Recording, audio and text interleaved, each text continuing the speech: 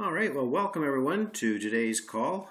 Today we are doing a review of module number 3, and at the end of the review I will then open up the webinar for a Q&A session. So get ready to type in your questions. You can go ahead and type them in ahead of time or as the broadcast is going on, but the questions will not be answered until the end of the actual review.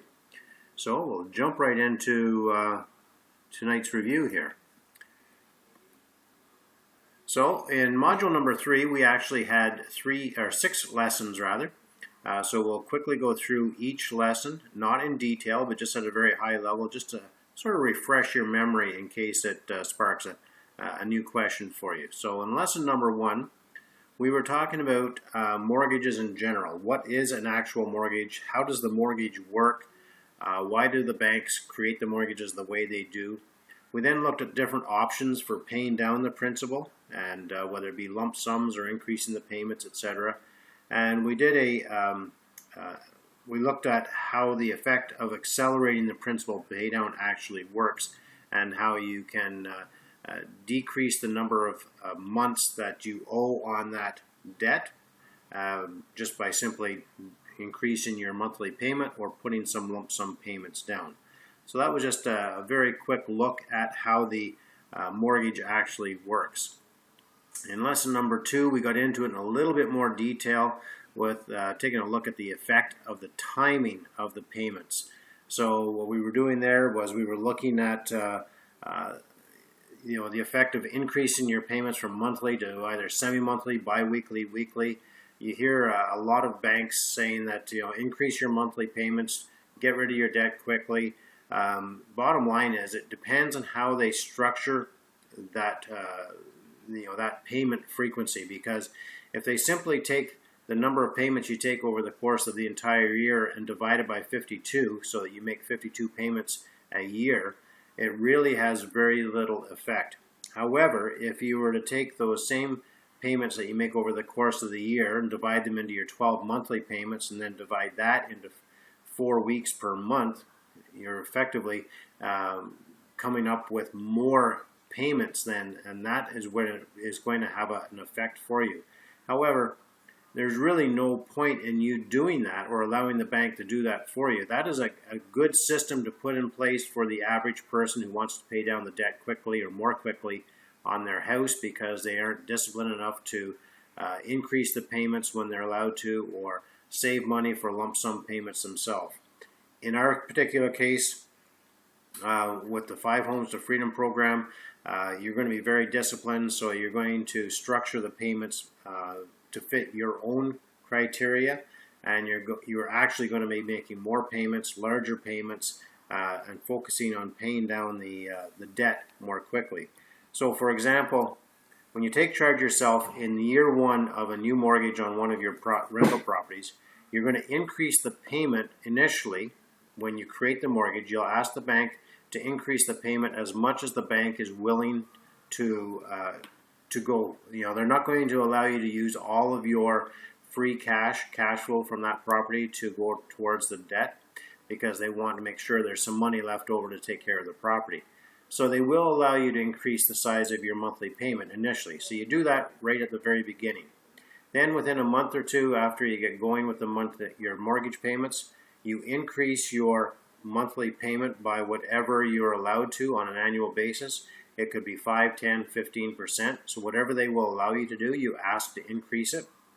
And then the balance of the cash flow left over at the end of the year, you apply that in a lump sum payment. That's going to be the best way to apply your cash flow from the property directly to the debt reduction as quickly as possible. In lesson number 3, we then talked about generating some extra cash flow in order to facilitate a faster pay down. And obviously, the 5 Homes program talks about using the cash flow directly from the property itself. So we use 100% of the cash flow. We minimize the expenses as much as possible to maximize our cash flow.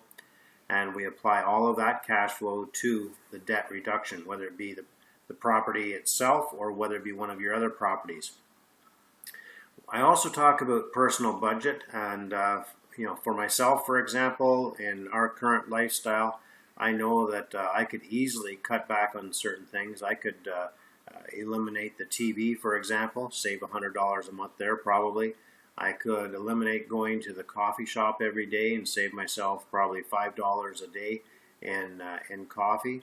So little things like this, it's amazing how quickly you can add up $100, $200, or $300 from your existing budget and take that money and apply it to one of your properties. Just play with that. Take a look at it and see what the effect is, and then ask yourself, is that extra coffee every day really worth it, or am I better off to pay down one of my properties 1 year earlier? We then take a look at other investments that you may have. So can you redirect some of those investments, the profits from some of those investments, into paying down the debt on your 5 homes properties, or are your other investments even worth holding? So for example, I use the example of RSPs, and sometimes you're more beneficial to cash out your RSPs, take the tax loss, and reapply the money that you'll get from your RSPs into the debt reduction on one of your other properties, because it's going to produce more cash flow that much sooner. Again, it's just an idea. It's just a suggestion. I'm not telling anybody to cash anything out. It's just to give it some thought, because there are different ways of doing it. Multiple streams of income is another great source, and I use the example, if you're a teacher, for example, why not do after school teaching? Why not do tutoring on the weekends or summer school? Generate a few thousand extra dollars a year, which can be applied. If you're a mechanic, become a weekend mechanic at home in your garage, fix small engines. I know one gentleman who works in the local liquor store, but he also cuts grass and does landscaping services after hours on weekends as well, and he does very well during the summer months. So there's always different ways of generating some income. I was just giving you some ideas. I wasn't suggesting anybody do anything in particular, or suggesting that you should be doing more than what you are already, or that you should be cutting back on your expenses. I'm not saying that at all. I'm just planting some seeds of thought. Capital gains, if, for example, this came about as a result of one of the students looking at selling one of their investment properties to do some other investing. And sometimes you're better off you need to take a look at the ramifications. If you sell off a property, then you've got capital gains, and you've got all the costs that you're going to incur when you sell that property. Maybe another option might be just to keep that property, even though it doesn't fit in your portfolio the best. It might be worth keeping it and just refinancing it, taking some of the equity out of that property and applying it to one of your 5 homes properties. Again, just some thoughts. We then talked very, very quickly about the assignments, rent-to-owns, flips, but they were going to be talked about in more detail in lessons 4, 5, and 6. So speaking of lesson 4, we then talked about assignments. Wholesaling and assignments are pretty much one and the same. And what an assignment really is just taking a contract between 2 parties and assigning your portion of the contract to another party.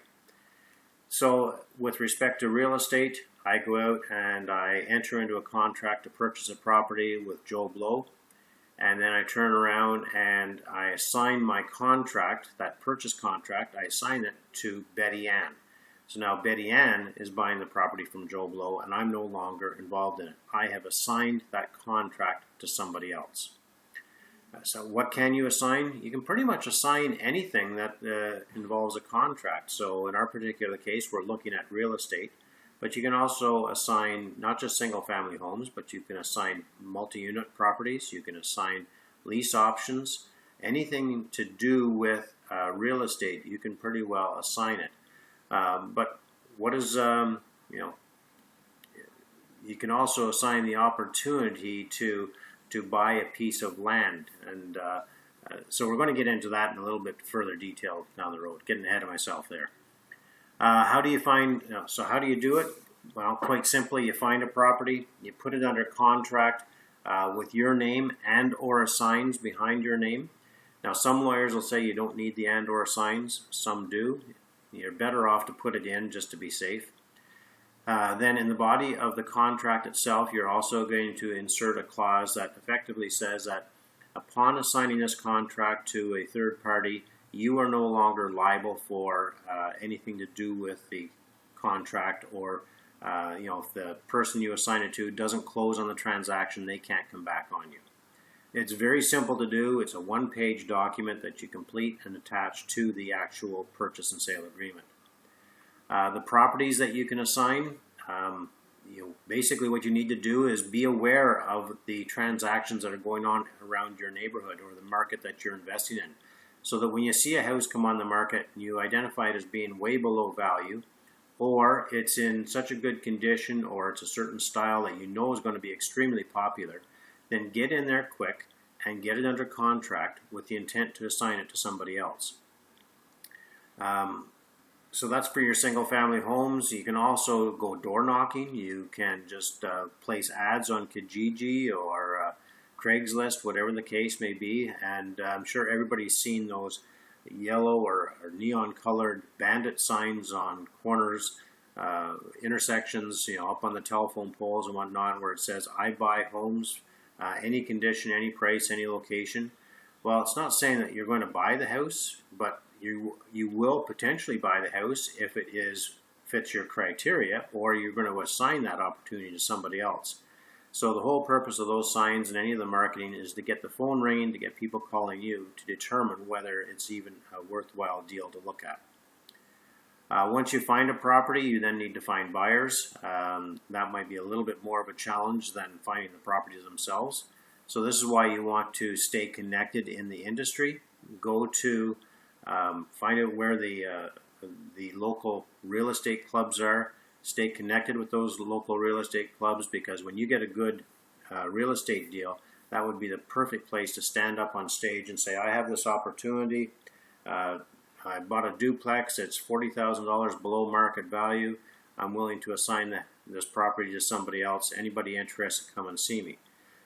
So you get 3 or 4 investors coming to see you, and obviously it looks to be a pretty hot deal, so maybe you want to get $10,000 for it, and you say the first person who commits to this with a $1,000 non-refundable deposit, $9,000 upon closing, gets the deal. Simple as that, which also leads us into how you actually get paid. There's different ways of getting paid. You can get all of the payment up front as soon as you assign the deal. Most people aren't going to want to pay you that way. They will give you a small deposit at the time that you complete the transaction, but then when the deal closes, that's when you'll get the balance of your money. So that's a little bit about assignments. We then jumped into the buy, fix, and sells, and this is a lot of fun because you can actually buy, fix, and sell a lot of different stuff. Obviously, everybody in the program is focusing on real estate, so that's the obvious one, that you can buy, fix, and sell real estate. But there's nothing to say you can't do it with automobiles. People do it with automobiles all the time, or businesses. I know a few people who specialize in going in and buying a business that is underperforming. They go in, fix it up, turn it around, and then sell it as a profitable business. Bottom line is you can pretty much buy, fix, and sell anything. The challenge with the buy, fix, and sell is that it can be risky because you can't control the market conditions. You can get emotionally involved and do more work than what's really required when you're doing the property. There's always things that come up that were not foreseen. And I've got that general rule of thumb where it's going to cost you twice as much to do the actual work, cost twice as much, take twice as long, and produce half the results. Now, if you apply that formula and the results that you get from it still meets your criteria, then by all means go ahead, and hopefully it'll be an even better deal for you. My suggestion, though, with the buy, fix, and sells is simply to hand it off to somebody else.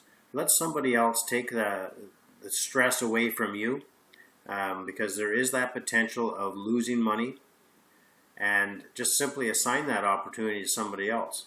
So if you have a buy, fix, and sell opportunity that can generate a projected profit, let's say $40,000, then you could easily get $5,000, maybe even $10,000 for that particular deal if you assign it to somebody else.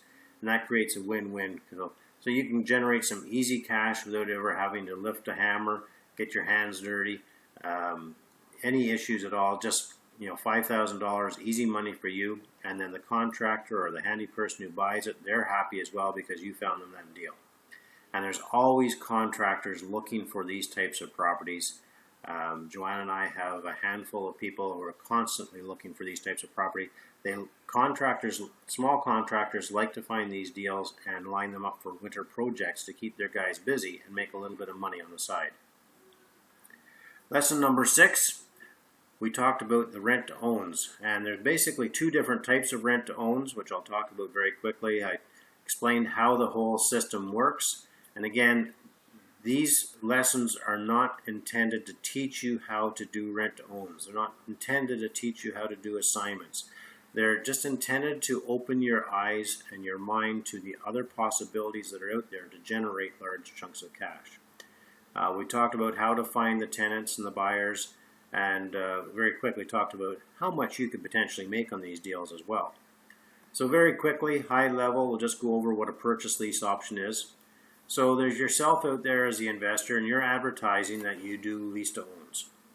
You get a nice family who has seen your ad, they've contacted you, and you go back and forth and you assess that they are a good fit. Now, a good fit for me means that they are cash rich, credit poor. Now, if they're cash poor, credit poor, then they're not going to be able to fit in the program. So they need to have some cash.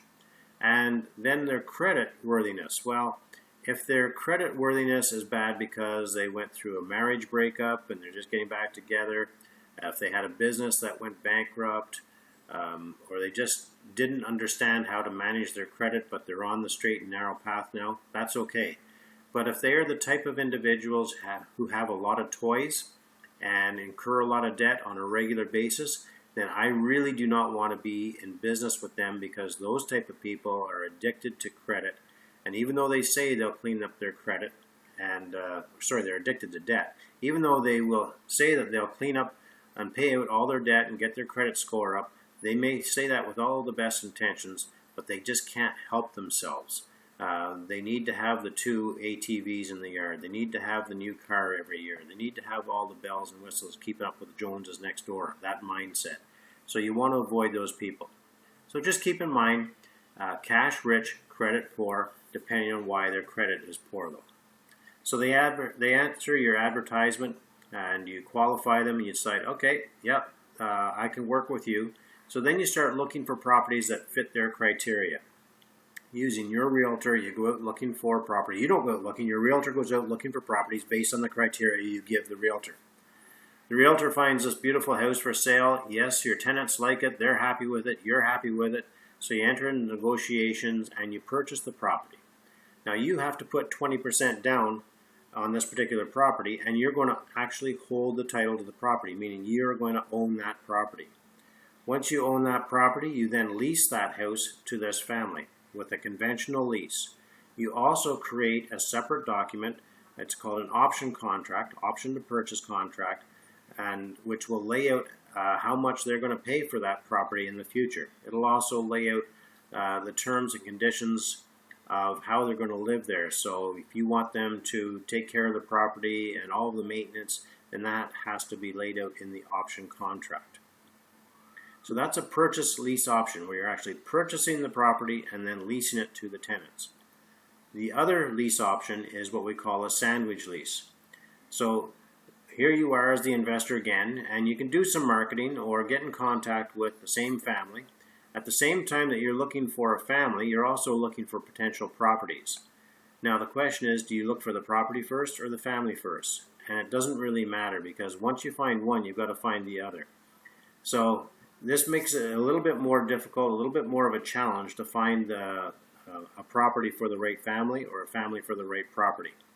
Once you do find a family and a property that seems to be a good match, you then contact the owner of the house and you ask if they'd be willing to sell that house at some point in time in the future. If they say yes, then you enter into an option to purchase with the owner of that property, and you give them a small down payment.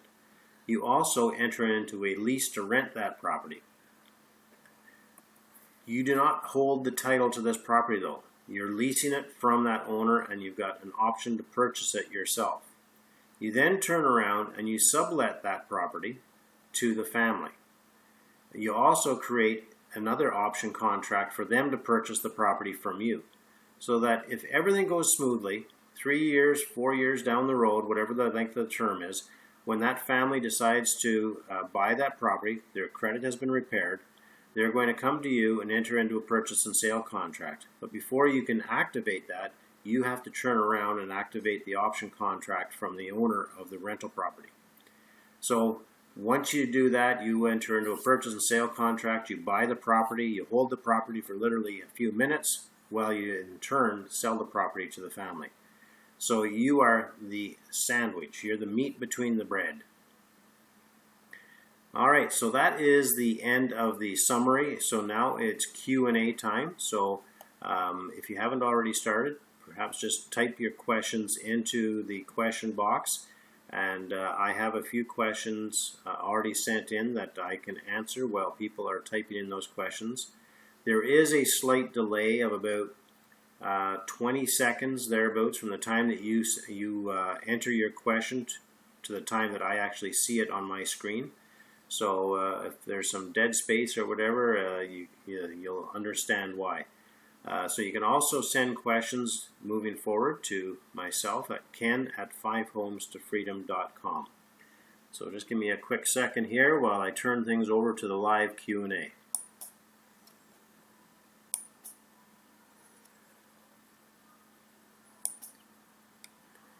All right. So hopefully everybody can still see the broadcast okay. I'm going to open up my question box here. Oh, wrong one. All right. And with the, just to forewarn you, just in case we have an issue, we are in the middle of a storm watch here. We have a tornado warning. So if the screen goes blank, you'll understand why. So we'll keep our fingers crossed that everything goes according to plan. So please go ahead if you've got some questions, and I'm just playing around with my question box here, trying to sort things out. What's going on here? All right, so while I'm waiting for some questions, I did have a couple of questions sent in earlier today. Excuse me. So this first question came in from Jen, and why do banks suggest weekly payments if there's no real savings? And that's a good question, actually, because I mean, I don't really understand why the banks are doing it the way they do. Some of them will do it properly and set it up so that you are actually applying more of your payment towards the debt. But apparently quite a few of the banks are taking your total payments over the course of a year based on your monthly payment structure, and they're just simply dividing that by 52 weeks and then spreading it out over the 52 weeks of the year. For some people, it makes sense because it's easier to budget, especially if it's every other week and they're being paid every other week, so they get an automatic withdrawal from their bank. It's just easier for their bookkeeping, their handling of the cash. So that I get, that I understand. But if there's no real benefit to the principal reduction, then I don't understand why the banks do it, other than the bank is going to get your money sooner. So they're going to get hold of, on any given month, they're going to get hold of 3 weeks of your payments before the end of the month. So they're able to make use of that money in other transactions and earn a little bit of interest. The way that you can structure it is if you were to take the entire 12 months worth of payments and you divide it between 48 weeks, so 4 weeks per month, you divide it between 48 weeks, you take that monthly payment, but you make it 52 payments. So that way you're actually making extra payments towards the debt reduction. But there's really no difference between doing that and what we are proposing you do with the 5 home strategy. The biggest difference is that most people are not disciplined enough to be able to save money on their own. Therefore, structuring it that way so they increase their weekly payments a little bit will definitely work in their favor and to their advantage. But for us, there's really no benefit. You're better off just to keep your payment on a monthly basis because you're being paid. The rent that you're collecting is being collected on a monthly basis, so there's no other benefit. And then just focus on increasing your rents, or not your rent, sorry, increasing your mortgage payment on a monthly basis, and also putting down lump sums of money. So whatever you can't increase, whatever amount you can't increase, you set aside into a separate account and you make that lump sum payment on an annual basis. Okay, so a question did come in here. How would you find properties below market value?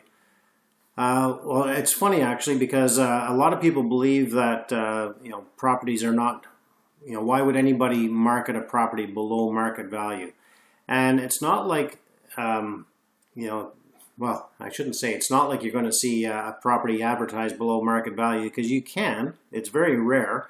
But if somebody is desperate and they want to sell their property quick, they will use the marketing strategy of thousands below market value just in order to generate some interest and some activity on their particular listing.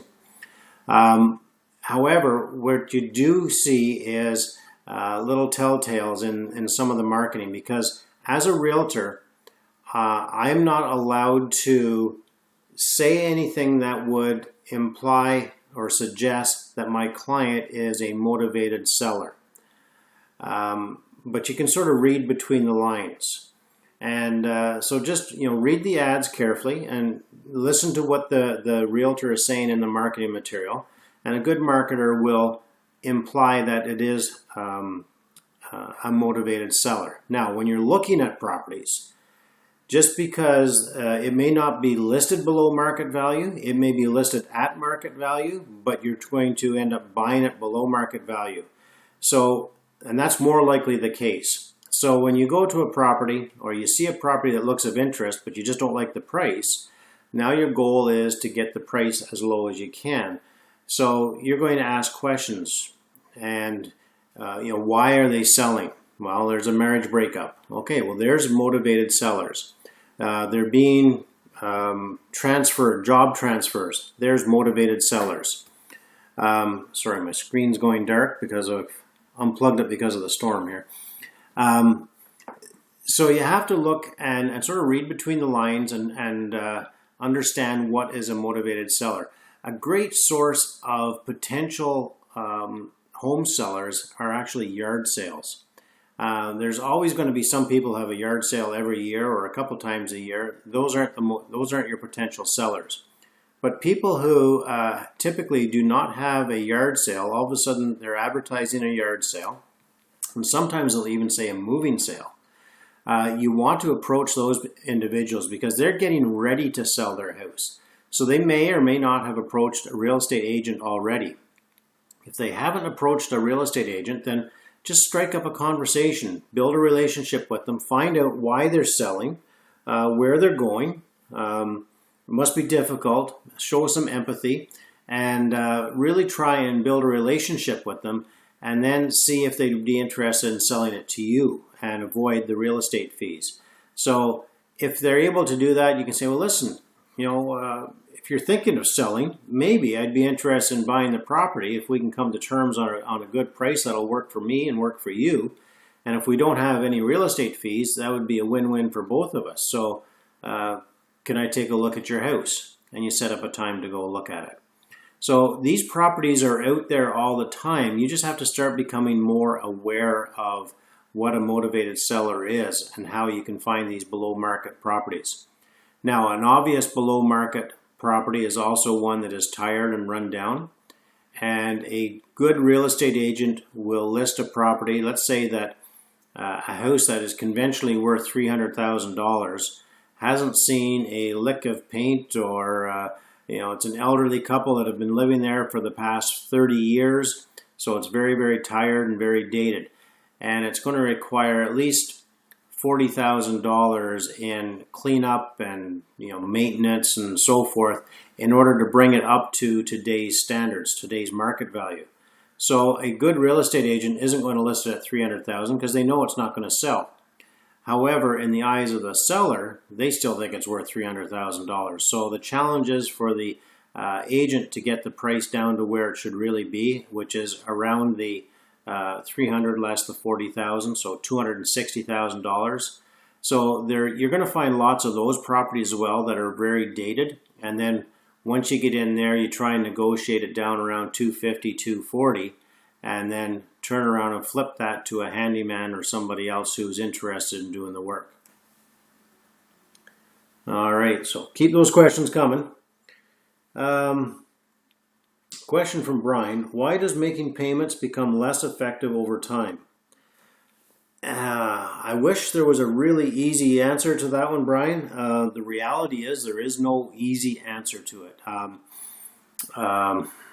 It's sort of like the law of diminishing returns. So you can keep applying a payment to your $600 a month you're setting aside, and you're applying it directly to one mortgage.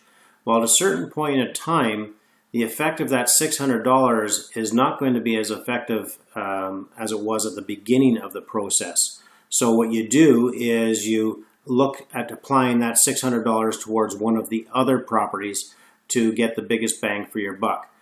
Which property is that? Again, that's the challenging part with mortgages, and there's no easy way to determine that other than physically playing with the mortgage analyzer and seeing what is going to work on which property. It's a bit frustrating, a bit challenging. It's just that you're going to have two different mortgages, two different mortgage amounts, two different interest rates, two different amortization periods, start dates, etc. All these variables play a factor into which one is going to experience the best benefit for that. So that's the best I can do for you in explaining that, Brian. All right. So a note here from Ed. Explain why you would start selling a property before it's actually fixed up. Okay. So this is a little trick that I learned from my mentor way back, and you have to keep in mind, if your goal is to actually buy the property, hold on to it, fix it up. I think the storm has passed. I'm going to plug this back in. Sorry. So if your goal is to hold that property while you fix it up and then list it or sell it privately, whatever the case may be, after you're done, you're looking at 3 or 4 months of work, lots of sweat equity, and you're going to run into all kinds of challenges and issues that were unforeseen. So with that, what you want to do is keep in mind what your ultimate goal is. So I said earlier that it's going to cost you twice as much, take twice as long, and generate half the results. So if your goal is to make $20,000 out of this flip over a period of, say, 3 months, well, you know that it's likely going to take probably 5 or 6 months, and you're probably only going to make maybe $10,000 or $15,000 in that time period. How happy are you going to be in the end making that little bit of money for such a long project? It's not very cost effective. So if somebody came along to you the day that you just took possession of this property, and somebody else came along to you and offered you $5,000 or $10,000 cash right then and there to buy the property from you, and you didn't have to lift a hammer, turn a screw, or do anything, get your hands dirty, you just walk away from the deal with $5,000 or $10,000 in your pocket, would you do it? Well, I think everybody in their right mind would say yes, I would be all over that. So what my mentor suggested, and what he taught us to do, is that the day that you have it in your possession is the day that the for sale sign goes up. You make sure it's a nice, clean, professional for sale sign that will attract people as well. And you also put on your for sale sign that it's broker friendly, meaning that other real estate agents who want to show the property to a potential client know that they can bring their client there, and I'm not going to steal them. I will pay the agent a commission. I'm not going to pay the full 5%, but I'll pay them the selling side of the commission, or the buyer side of the commission rather. So I'm not going to blacklist any of the local realtors. They all know that I'll work with them. And if somebody comes along within the first week and wants to give me an extra $5,000 or $10,000 over what I paid for it, then I'm all over that. As time goes on and I approach the closing or the finishing stages of the renovation, and I'm about to put flooring down and somebody's interested in buying it, I can give them the choice of what flooring they want. And if they want to upgrade the flooring, just like a developer, this is where I can start to make some potential extra dollars as well. So it's just a good marketing strategy to get your house up and listed and sold as quickly as possible. Actually, a good friend of mine is in that situation right now. He didn't listen to me. He has a house here in my local market that he purchased. He has it on the market now. He's already done a price reduction. He didn't put, well, I shouldn't say he didn't. He did put a for sale sign in the window the day that he took possession of it, but it was just one of those little ones you pick up at the hardware store. He put a for sale sign in there. He actually had a real estate agent bring a client to him, but the real estate agent was a little bit greedy and wanted the full 5% commission. And my friend said, no, no way. And he said, I'll hang on to it and I'll wait until I'm finished the renovation and it'll sell quick. Well, in hindsight, he wishes he had taken that even at the full commission, because the house has been finished now for 4 months. It still hasn't sold. And every month that goes by, he's losing about $1,000, $1,100 in interest payments on the debt that he had to borrow to do all this work. So it's not going to take long before he has to drop the price again and do a fire sale, and he's going to walk away with next to nothing, if anything at all. So there's that old saying, a bird in hand is worth two in the bush. I mean, if you have an opportunity to sell it for a profit quick, then do so. All right, so I got a question here from Donna. For the rent-to-own strategy, would you use companies that find tenants and manage the transaction, such as homeowners soon in Toronto? Well, I can't say anything about homeowners soon in Toronto. I do not know them. I would be careful about using other companies to manage and service your rent-to-own strategies. I have had a couple of students in the past involved in rent-to-own systems like this, not so much in Canada, but they were down in the US market. And what they do is they put, you have to be very careful of this. And actually this is in Canada too. What they do is the investor will find a client, put them in a house, put the deal together, and then sell the opportunity to a private investor. So if the entire project is going to make $40,000 over a 3-year period, then what the investor will do is put this transaction together, like find the tenants, find the house, put them together, supposedly screen the tenants, and then sell this contract or sell this opportunity to you as an investment opportunity. And you're not going to make $40,000, you're only going to make $30,000 because you have to pay that individual $10,000 for putting that deal together. Now, as the buyer of that deal, I wouldn't do that because I wasn't included or involved in the screening of the tenants, the qualifying of the tenants, the selection of the house. So what happens when that deal goes sideways? All of a sudden that investor's left stuck with it. So I wouldn't suggest anybody gets involved in those types of deals unless you know the individual very, very well. What I do suggest, though, is that if you're on the flip side, you find the tenants, you find the house, you put the deal together, and you sell the opportunity to another investor. Now, you're going to do that with integrity. You're not going to just find some deadbeats on the street and put them into a house just because they have some cash and sell that opportunity to another individual. At least I hope you wouldn't do that. I don't want any of my students operating with that level of integrity. So make sure that if you're going to be doing this, you do it with full integrity and full disclosure, and make sure, there's no guarantees that any deal is going to carry through to complete fruition, but you do the best you can. So getting back to your question, Donna, would I use companies? Not really. Personally, I wouldn't. I'd rather be involved doing it myself. It's not to say that it can't work, and it's not to say that This company called Homeowners Soon in Toronto is not a good company. They may be a fantastic company. I don't know. But the thing is, there's quite a bit more risk involved for you. Well, that brings us, so Brian had a second question here actually about rent to own, so I'll continue on with that. So Brian, I know some potential buyers. How can I make dollars? So in Brian's particular case, he knows some people who are potential rent to own clients, and he's assuming they would be good clients. He doesn't know.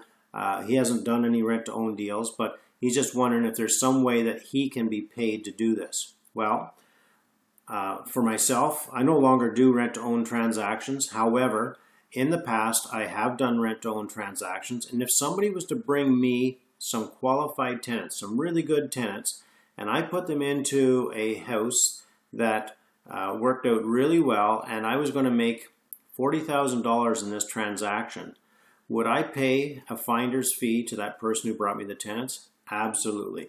How much of a finder's fee would I pay? Well, I'm going to pay as little as possible, but on the flip side, I'm also going to pay them very well because maybe they'll go find some more tenants for me as well. If they keep finding tenants and bringing tenants to me, that's like bird dogging. I'll pay them every day, every deal. So in Brian's case here, what I suggest he does is look in his local market and call a couple of these rent-to-own companies. There's people opening these businesses and closing these businesses all the time. It seems to be quite a cycle to them because it looks easy to do and actually is relatively easy to do, but it does require a lot of work at the same time. And it can be a little bit frustrating if deals don't go the way you expect or want them to go as well.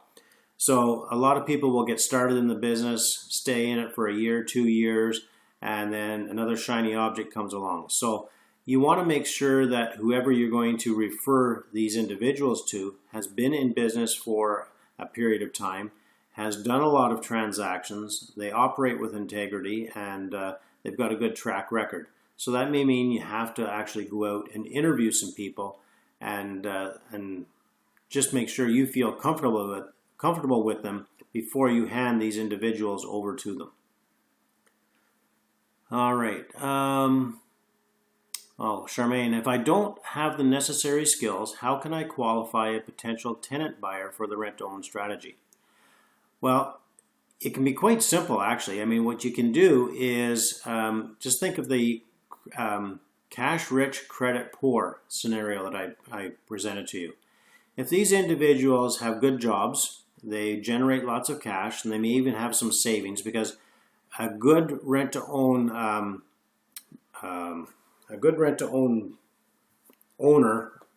investor is going to want the client to bring at least 5% to the table as well, because they're not going to put a rent-to-own client into a house that they've just bought for that client unless that client has some skin in the game as well. So they have to have some cash.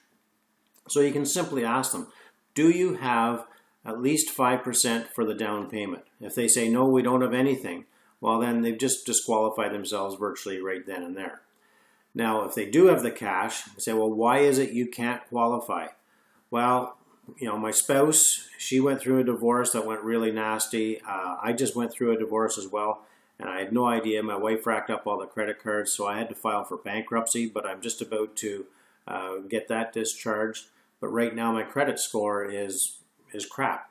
But within a couple of years, I'll be able to qualify again. So that's an okay scenario.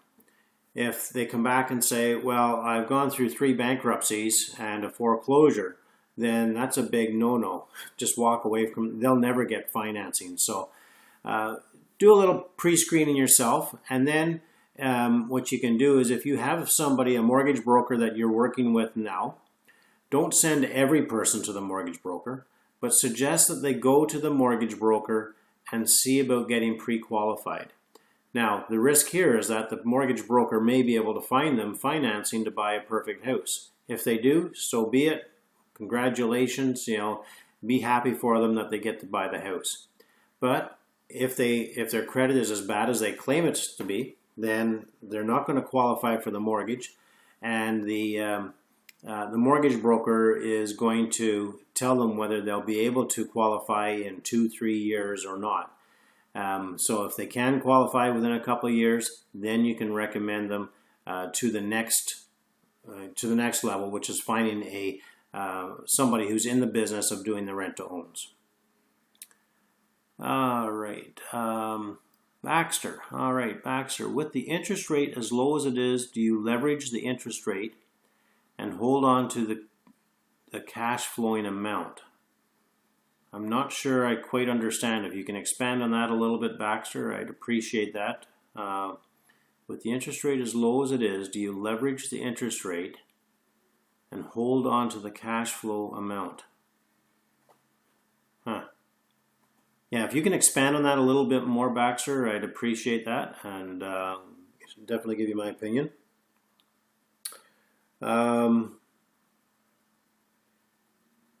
Okay, so Ed had one more question here with respect to flips. Have I done any flips? Yes, absolutely, I have done flips, and I quickly realized this sucks. Actually, I do enjoy the flips. I'm a very hands-on person. I'm a handyman. I've got all the tools and equipment, the whole bit, and I do enjoy doing the work. However, I've quickly learned that my time is better spent sitting in front of a computer, believe it or not, and doing exactly what I'm doing with you, sharing my knowledge, sharing my experiences with other people. However, I have done some fix and flips early on, especially, and I'll share one with you, which was a very I'm trying to think if it was my very first flip. I guess it was. It was my very first flip, and it was to help my daughter and her future partner, life partner at the time. And I was pretty green, so I borrowed the money to buy the house, and we're talking a really cheap house. So the house, I ended up buying the house for $75,000. It was listed for just under $100,000, but it needed a lot of work. And I borrowed $100,000, $75,000 of which I used to buy the house, $25,000 I then used to buy materials. And the deal was that my daughter and her future partner were to do the bulk of the work, put the sweat equity in it, and then they could either move into the house and or sell the house and see a nice tidy little profit to help them get going with their life. Well, the first mistake I made was I borrowed the money from my brother-in-law. And that's in itself wasn't so much of a mistake, except that I didn't register the loan that I borrowed the money. I didn't register that loan against the security of the house that I was buying. So I just personally guaranteed it. And my brother-in-law was fine with that. But what happened shortly into this whole fiasco was that my daughter and her partner parted ways because the stress of doing the work in the house was a little bit too much, and they didn't see eye to eye, so they parted ways. That wasn't so bad, except that my son-in-law decided that he wanted to keep the house, so he registered a lien against the house and tied up the house and made it very, very difficult for me. Now, this was not a big house. It was not a big deal. The profit we were going to realize out of this whole thing was maybe $10,000, which was fine, was great for them to get started. And this is about 15 years ago. So $10,000 for them was pretty good. Well, what ended up happening was I had to end up doing all the work because there was nobody there to finish the property. If I wanted to see my money out of this property, plus he could just turn around and sell that property out from under me, and I couldn't stop him, and then I'd be on the hook for the $100,000. So there was a lot of things I did wrong in that particular transaction. The first being not documenting things properly, not having it registered in my name. It just went from bad to worse to ugly, and in the end I walked away with absolutely nothing in my pocket, and a lot of stress and a lot of bitterness towards my daughter's partner at the time. So the lesson there is, if you're doing business with family, document. Document, document, document, so that everybody is clear and on the same page. and then register your documents against the property. So if you're the one taking on all the debt, make sure that you are the one who is on title for that particular property. So you've got something to protect, some asset to protect your investment.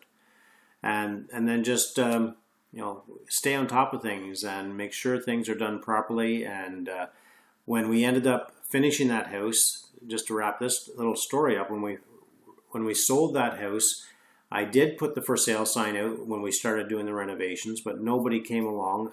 But as I was finishing up, I did sell the house. We had an open house, and I had several people through, and I actually had a purchase and sale agreement already completed and filled out on the kitchen table, so that when people came to the open house, they liked it.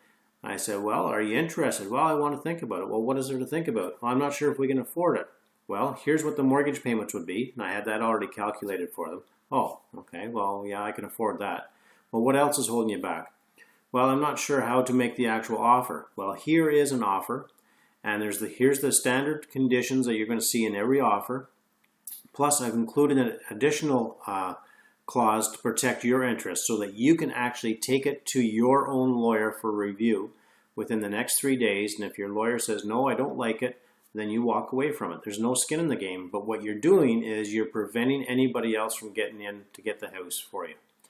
And they liked that idea, so I actually sold it during an open house. I ran into the lawyer one day that was representing them.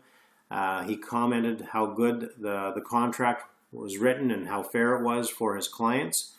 And then it was within a week after they took possession of the house, there was a water leak in the house. And it's buyer beware. I don't have to honor anything at this point in time, but a small town, I went back and actually fixed the leak. It cost me approximately $600 or $700 to do the work because it was hard to find where the leak was.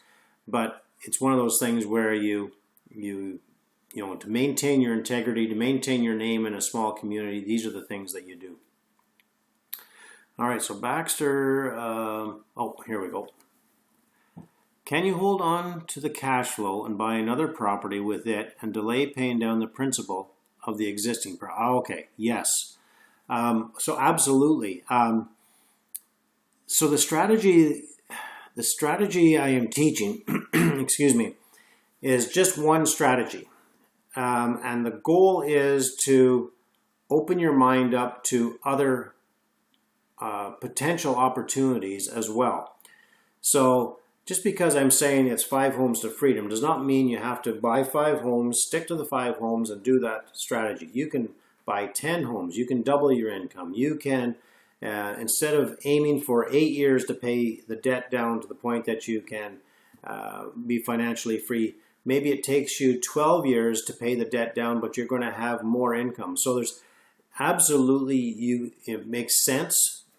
It depends on your plan, on what it is you want to achieve, and how long you're willing to wait for that. I mean, for somebody in their mid to late 50s who wants to achieve $8,000 in the next 5 to 8 years, well, they're going to have a very different plan than if you're 40 years old and you can wait 15 years in order to achieve that goal.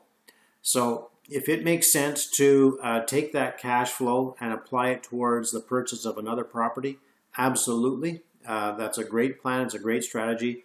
Right now with the low interest rates we have, I consider that to be free money. So, yeah, for sure. Charmaine, what does it mean, lease, sell the house for a profit? Not exactly sure where that's coming from. Can you expand on that a little bit more, Charmaine? And while you're expanding on that, I'll just share one more quick story here about the fix and flip. So I just shared with you my nightmare, my first one. I'll share with you the best one on the flip side. And the best one that I've ever done is where I ended up buying a property. I had a vendor take back mortgage, meaning that the seller of the property held the financing. He'd held 100% of the financing, and he gave me the first 6 months interest free, and after that it was at 9% interest. The property was below market value because it was in extremely rough condition, and it had rough tenants in it as well. It was 2 buildings. One was a triplex and one was a 5 units, but they were on the same lot, so same title. And I already had somebody in mind to turn around and sell this property to. So it was going to be a flip. So I put it under contract, and what I did was I paid him more than what I actually agreed to pay him, and then I asked for credits back. And we'll get into this concept a little bit more next week, I believe it is. So effectively what I would do is I say, I'll pay you, we agreed that I was going to pay him $175,000 for the property, but I was going to pay him $250,000 on the purchase and sale agreement with a $75,000 cash back. The reason I do that is that if anybody is looking or anybody sees the purchase and sale agreement, they'll see that I paid $250,000. If anybody looks up at the land registry office to see how much I paid for it, it'll show up that I paid $250,000, when in reality I only paid $175,000.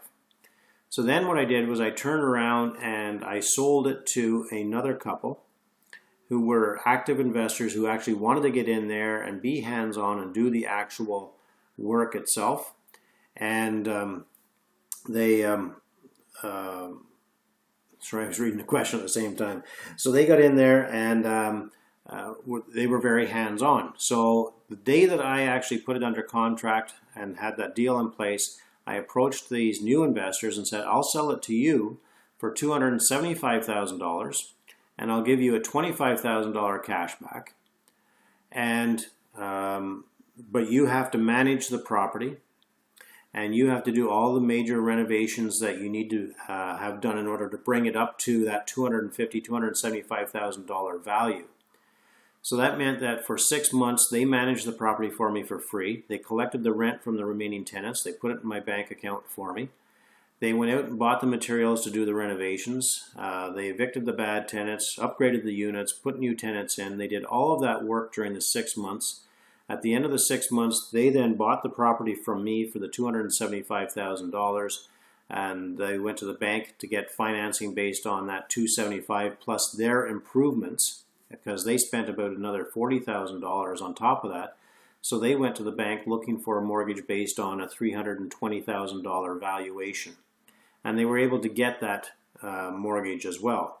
So that means that I made $75,000 profit owning the property for just 6 months. I never lifted a hammer. I never walked into the property other than my first inspection of the property. Never managed a tenant, never collected the rent. So that's the type of things I've learned over the years of how to do it properly compared to the first one. All right, Charmaine's question is, what does it mean lease sell the house for a profit? It's coming from lesson six, at the steps description. So let me just get my notes here and see if I can see. It's hard to remember everything off the top of my head with the lessons. That's lessons 4.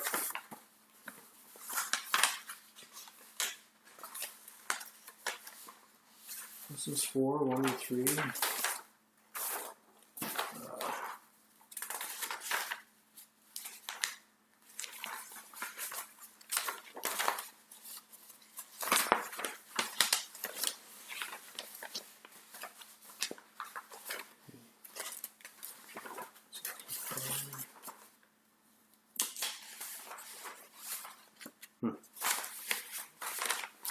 Of course, that one piece of paper I can't find. Sorry about that. All right, so it is coming from lesson 6 at the steps description. Oh, lesson 6. Lesson 6. Hang on a second here. Bear with me a second. I'm just going to open it up. I've got it right here. So lesson 6 is the rent to own lease options.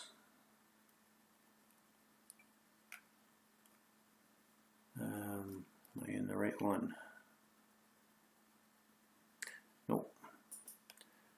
Sorry, I don't want to take too much of your time here, but if you can bear with me, if there's any other questions, go ahead and type your questions in while I'm pulling this up.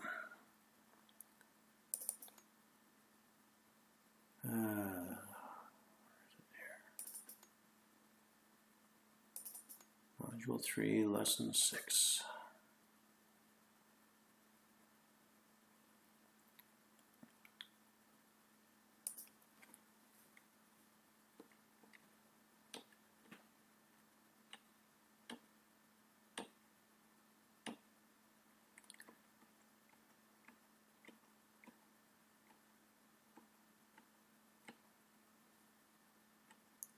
All right, I'm just going through quickly there, and I don't even see in the lesson 6. So what I would do for you, Charmaine, is I don't want to hold everybody else up here, but I will look into that a little bit further because I'm not sure exactly steps 5 and 6.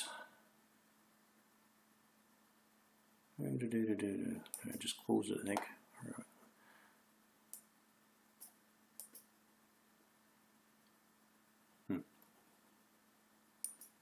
No, I'm going to have to go back and check that out for you, Charmaine, and I'll answer you directly as well. And my apologies for that.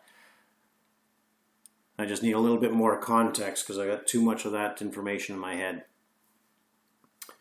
All right, how are we doing for time? Oh, we're over an hour. Okay, so that's all the questions I have that were sent in earlier. If anybody else has any questions, please, feel free to throw them in there right now. While I'm waiting for any other questions to come up, lesson number, get my numbers right here, where are we? Lessons 5 has been put up already, so it is there for module 5 has been uploaded already, and I will have the recording of this. Hopefully I'm getting better at the recordings of these. I apologize for the messes in some of these, but I do have the audio of this being recorded, so if nothing else, we will have the audio recordings for the last couple modules, the reviews. We'll have those up there as well for everybody. All right. And we're getting close to the end, module number 5. And module number 5 is going to be a little bit of a mind bender for some people. Somebody like Elliot, I know that you're going to enjoy this one because it's right up your alley with all of the number crunching and whatnot, and just the different scenarios. So there'll be three lessons out of this particular last one, but they're going to be big ones, and it's going to be the new strategy that will allow you to achieve $8,000 tax-free money within 5 years, and I look forward to sharing that with everybody. Question. I don't see the link for the call that occurred on Tuesday afternoon. So it's not every Tuesday afternoon. It's the Tuesday afternoon call. Everybody's entitled to be part of that as well. It's the second Tuesday of the month. So usually a week prior to the call, you'll receive a series of 3 or 4 emails to remind you and to get you to register. So it's always the second Tuesday of each month. So we won't have anything until July. Sorry, we just got somebody coming in. Module 4. Yeah, Module 4 is up tonight. And Module 5 then will be released. Yeah, so we'll do our review then next week for Module 4. And, oh, you got me all messed up now, Dav. This is Module 4 that we're just doing right now. No, Module 4 is just being released. You got me all messed up. Anyhow, look forward to doing this again next Monday night. And that's right, next Monday night will be the review of Module 4. So Module 4 was just released today. And then Module 5 will be released next Monday. That'll be the last module. and look forward to talking to you then. Take care, everybody.